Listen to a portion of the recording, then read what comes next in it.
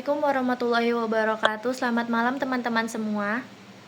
Waalaikumsalam warahmatullahi wabarakatuh. Malam, Kak. Selamat malam, Kak. Nah, sebelumnya saya mau nanya dulu nih, gimana kabar dari teman-teman semuanya? Apakah sehat? Alhamdulillah, sehat, Kak. Puji Tuhan sehat, Kak. Alhamdulillah, semoga tetap sehat dan selalu seperti sehat selalu ya teman-teman semuanya.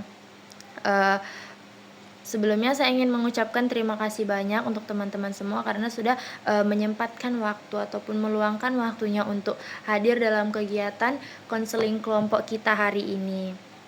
Nah, sebelum memulai langsung ke dalam kegiatan, ada baiknya kita mengawalinya dengan doa. Nah, saya yang akan memimpin doa tersebut. Jadi, untuk memperlancar kegiatan kita hari ini, ada baiknya kita berdoa menurut agama dan kepercayaan masing-masing. Berdoa dimulai.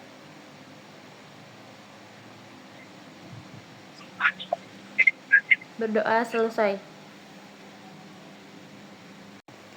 Sebelumnya, saya mau nanya dulu nih teman-teman, ada yang udah tahu belum tentang konseling kelompok ataupun yang disingkat dengan KKP ini? Belum, Kak.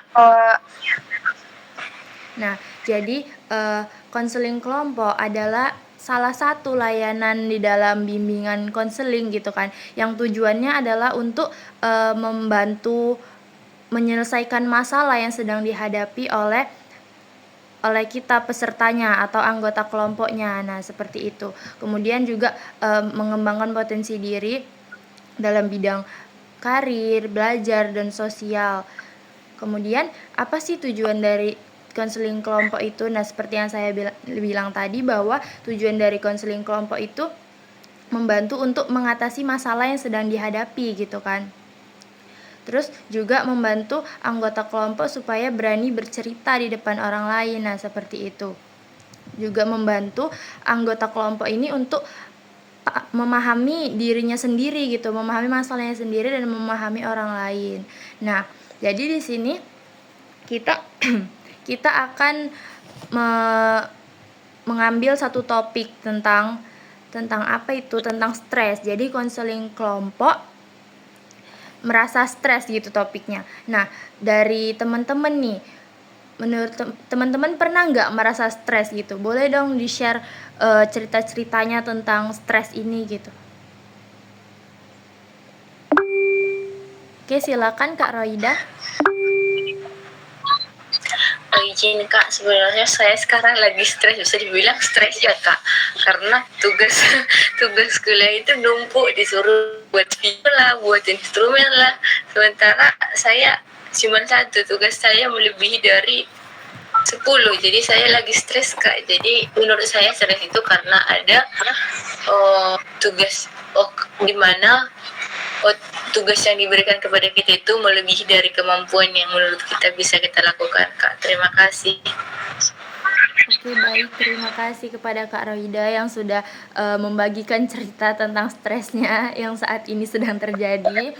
Oke, kemudian Kak Laila raise hand, boleh dong cerita.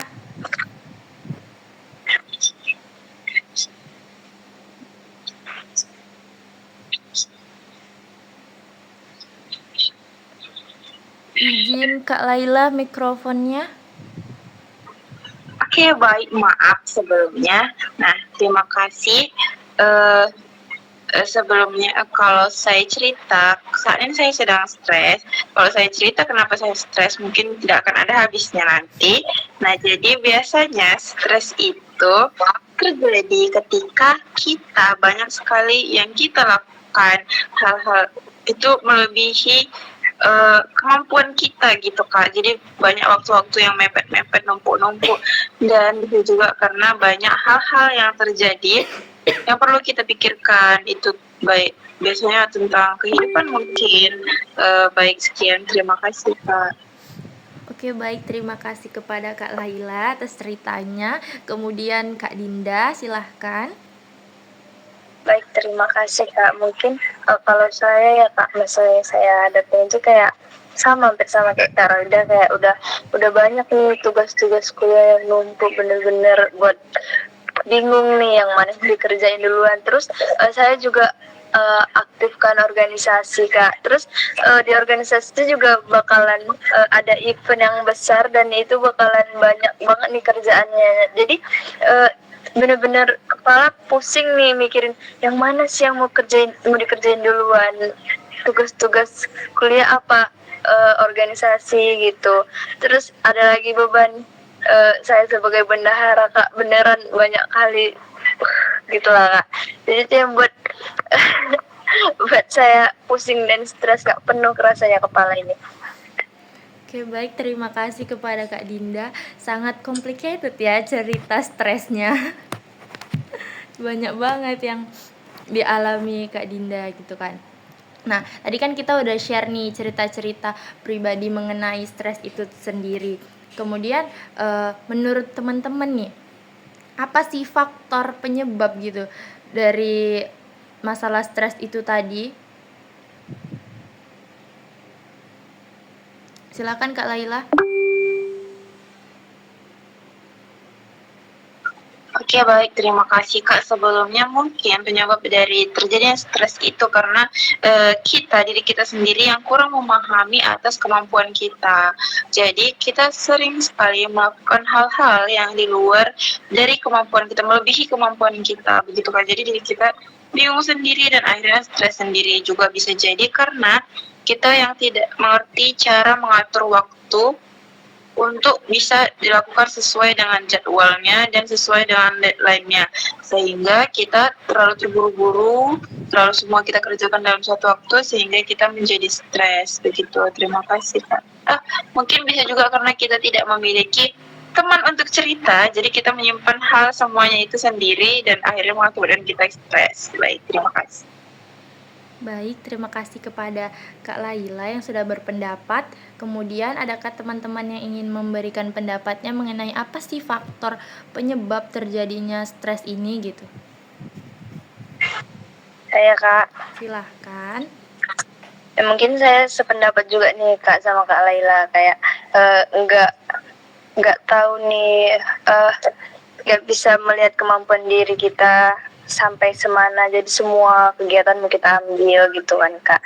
Menurut saya sih gitu Kak, terlalu banyak kegiatan yang kita ikuti, sampai kegiatan itu ketika dilakukan bersamaan dan bertabrakan waktunya, itu kan bakalan buat kita kayak riuh nih sendiri, apa sih yang mau kita kerjakan gitu Kak. Baik, terima kasih. Mungkin ada lagi dari Kak Roida atau sudah pas, sudah sejalan mungkin? Atau bagaimana? Pas Kak, saya sejalan sama Kak Dinda dan Kak Laila tadi. Menurut saya itu sudah mewakili semuanya. Oke, jadi benar ya yang dikatakan oleh kakak-kakak semuanya bahwa banyak sekali faktor dari stres ini gitu, beragam gitu kan, dari yang gak punya teman cerita, dari yang gak paham kemampuan ataupun gak memahami kemampuan dari diri sendiri gitu. Jadi semua hal mau diikuti padahal kita tuh bukan gak sanggup, tapi lebih ke jadi capek sendiri karena memaksakan hal itu. Nah, seperti itu. Kemudian karena kita tadi udah bahas faktor penyebab, kemudian apa saja sih dampak yang ditimbulkan gitu dari stres ini menurut teman-teman? Boleh dong kasih pendapatnya? Silahkan Kak Roida. Baik Kak, terima kasih atas kesempatannya. Menurut saya itu dampaknya itu pada saya sendiri ya. Saya jadi sering marah-marah, bahkan orang yang tidak ada salahnya sekalipun saya marahin. Orang yang menurut saya sedikit-sedikit salah saya marahin.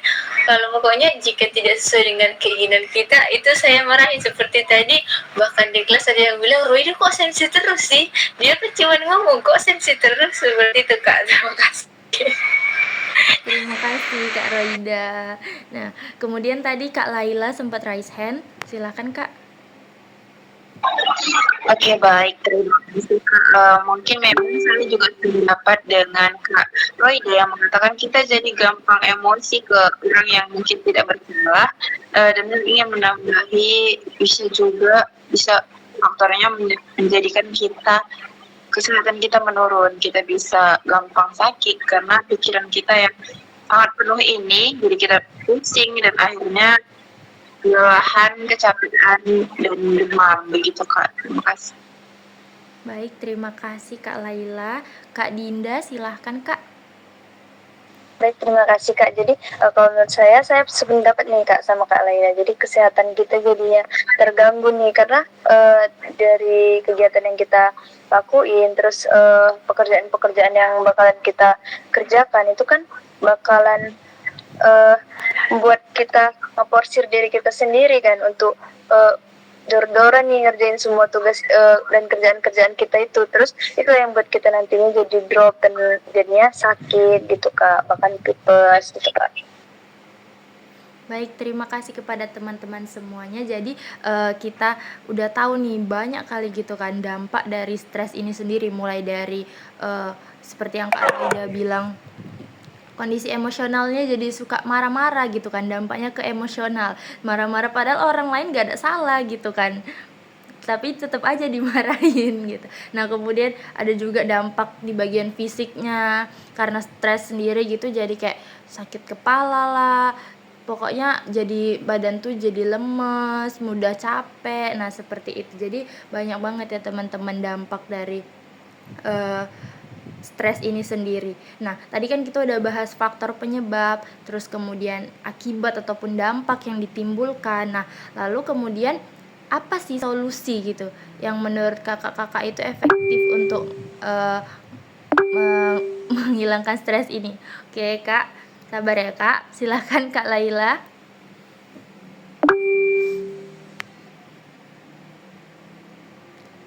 Izin Kak mikrofon, Kak. Sorry Kak. Terima kasih Kak Vika sebelumnya. Jadi menurut saya solusi yang dapat kita lakukan adalah dengan yang pertama, cobalah cari orang yang mau mendengarkan cerita dan keluh kesah kita, baik itu walaupun kita cuma ngeluh aja rasa kita kalau kita capek. Terus kita juga bisa menyusun kegiatan-kegiatan yang akan kita lakukan sehingga dapat tersusun dengan baik, tidak menumpuk, dan akan mengurangi stres kita. Dan juga kita harus menjaga pola makan kita, walaupun misalnya kita sibuk, kita harus tetap menjaga pola makan kita karena rasa lapar itu juga bisa menyebabkan kita semakin stres. Terima kasih Kak. Oke, terima kasih kepada Kak Laila. Tadi Kak Dinda juga raise hand, silakan Kak Dinda. Baik, terima kasih Kak. Mungkin kalau dari saya solusinya itu gini ya Kak, kan kita ini banyak kegiatan, banyak tugas, banyak segala macam yang harus kita kerjakan. Nah, jadi kita harus tahu nih dulu, kita prioritasin dulu nih mana yang deadline-nya dekat gitu kan, mana yang memang harus dikerjakan dalam waktu dekat. Nah, biar yang dekat-dekat itu yang masih lama tenggatnya itu masih bisa kita kesampingkan dulu biar nggak pusing semua mau dikerjakan gitu Kak. Terus itu juga bisa kita merelaksasikan dulu diri kita, nggak benar-benar kita porsir, nggak dar-doran terus kita kerja, tapi kita kasih dulu relaksasi untuk diri kita kayak mendengarkan musik ataupun ngelakuin hobi gitu kan. Jadi untuk diri kita sendiri tuh nggak stuck di pikiran yang tugas-tugas, kegiatan-kegiatan gitu-gitu aja Kak. Oke, terima kasih kepada Kak Dinda atas pendapatnya. Tadi Kak Roida juga sempat raiskan, apakah masih ada pendapat lain?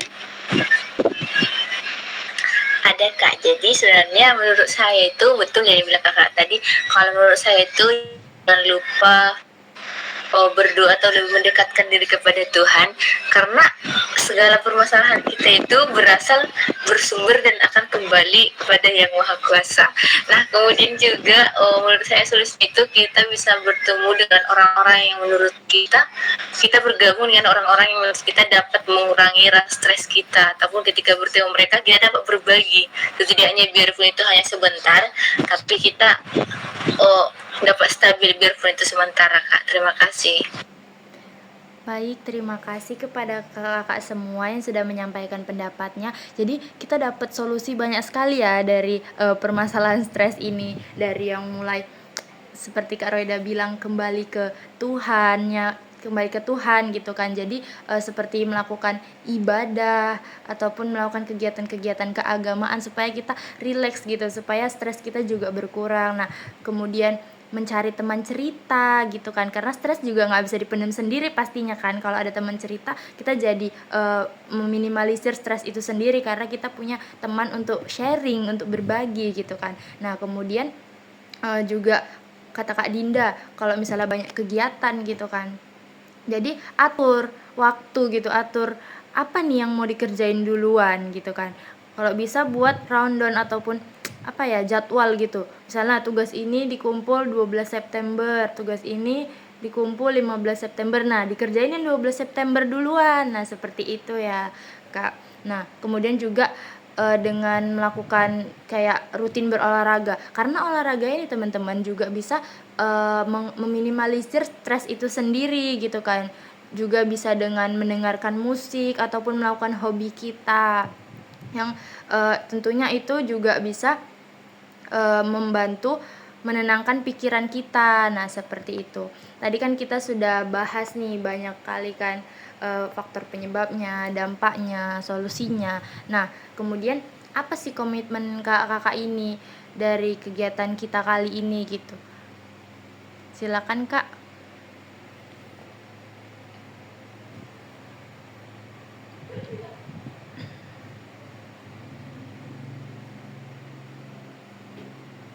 Apakah ada yang ingin menyampaikan komitmennya teman-teman? Ya, silakan Kak Roida. Oke, terima kasih Kak. Jadi saya berkomitmen dalam berdasarkan konseling kita hari ini. Jadi saya berkomitmen untuk lebih menjaga kesehatan saya, menjaga pola tidur, pola makan, dan pola pikir. Ya. Jadi kalau berpikirnya itu diforsir seperti itu. Terima kasih Kak. Sekian. Oke, baik. Terima kasih kepada Kak Roida. Selanjutnya Kak Laila, silahkan. Baik, terima kasih Kak. Mungkin saya akan berkomitmen untuk tidak terlalu banyak berpikir, tapi lebih baik banyak bertindak. Terima kasih. Oke, baik. Terima kasih kepada Kak Laila. Nah, untuk Kak Dinda, atau ada yang ingin ditambahkan komitmennya atau sudah pas? Sudah pas Kak. Oke, jika sudah pas kita masuk ke BMB 3 ya teman-teman. Mungkin ada yang ingin mengemukakan pendapatnya mengenai BMB 3.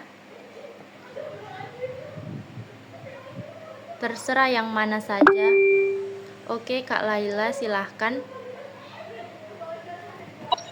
Oke, baik. Terima kasih Kak. Mungkin di sini saya akan membukakan perasaan saya. Yang saya rasakan adalah hal yang kita bahas pada hari ini sangat menarik karena ini sangat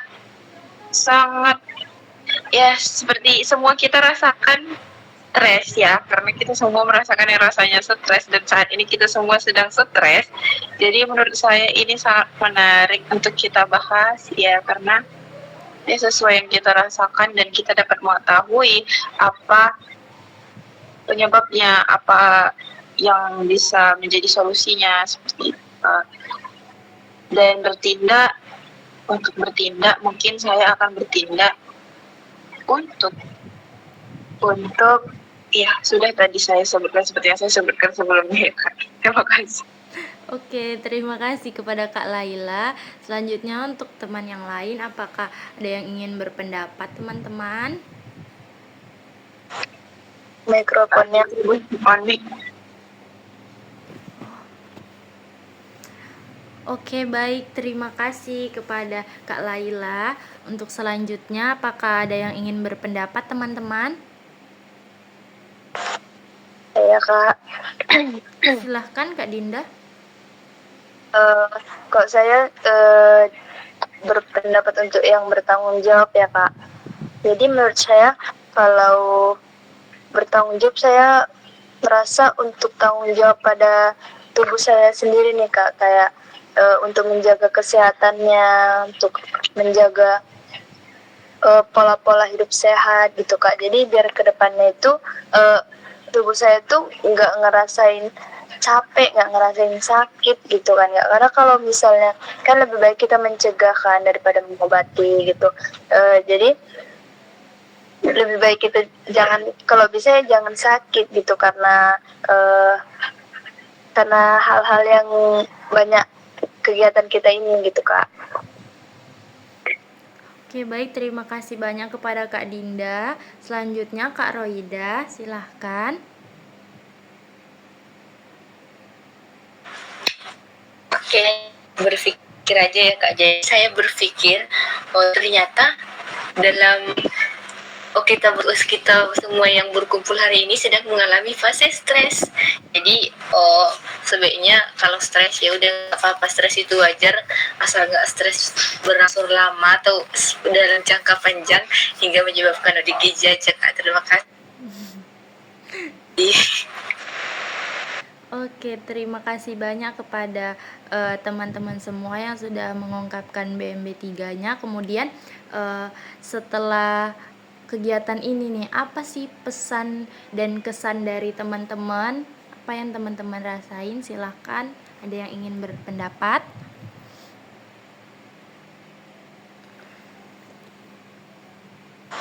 Saya Kak. Iya, silakan Kak Laila dulu ya. Oke, baik, terima kasih Kak.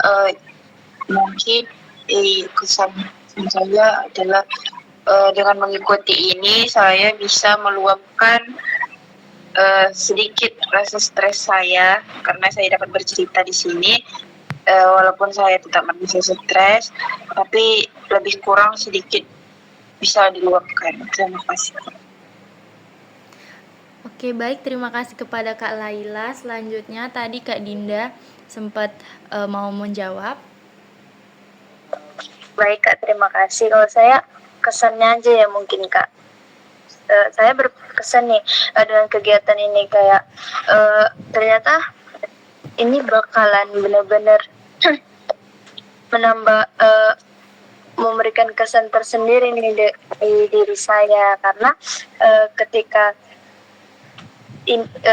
ketika melakukan konseling kelompok ini saya terbuka banget nih pikiran saya, kayak kalau misalnya dengan kegiatan saya yang banyak itu bakalan nimbulin dampak yang banyak gitu kan Kak. Terus juga terkesan lah kalau misalnya masalah saya ini ada nih solusinya, ada nih solusi yang bisa udah kakak terapin gitu kan Kak.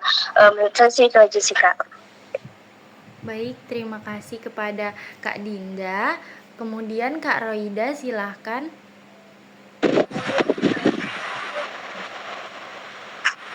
Baik, terima kasih kepada Kak Vika. Jadi saya dari kesannya dulu ya. Kesan yang saya dapat pada hari ini, jadi saya dapat mendengarkan keluhan-keluhan yang dialami di sini. Jadi kita punya keluhan yang sama. Jadi kita sekarang sedang serasa dan senasib.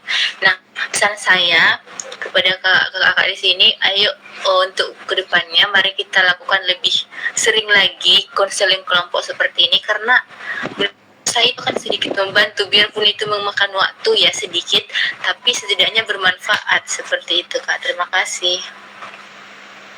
Oke, baik, terima kasih kepada teman-teman semua yang sudah membagikan pesan dan kesannya.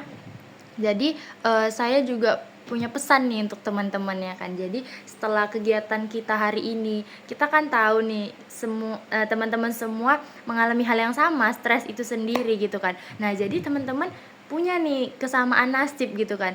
Jadi teman-teman mungkin bisa nanti akhirnya sharing-sharing karena mempunyai pengalaman yang sama gitu kan mengenai stres ini. Jadi juga bisa menerapkan solusi yang tadi, punya teman cerita gitu kan, supaya meminimalisir stres itu sendiri gitu kan.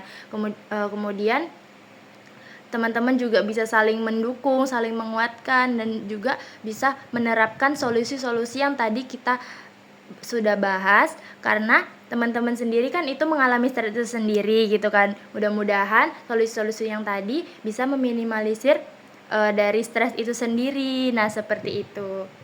Kemudian sudah selesai ya rangkaian kegiatan konseling kelompok kita hari ini. Karena tadi kita diawali dengan doa, dan baiknya kita menutupnya dengan doa pula. Nah, saya akan memimpin doa. Untuk pembacaan doa penutupan menurut agama kepercayaan masing-masing. Berdoa dimulai.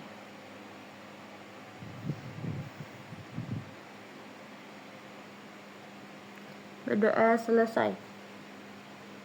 Oke, baik. Terima kasih ya teman-teman semuanya. Sama-sama Kak. Selamat malam. Malam Kak. Selamat malam.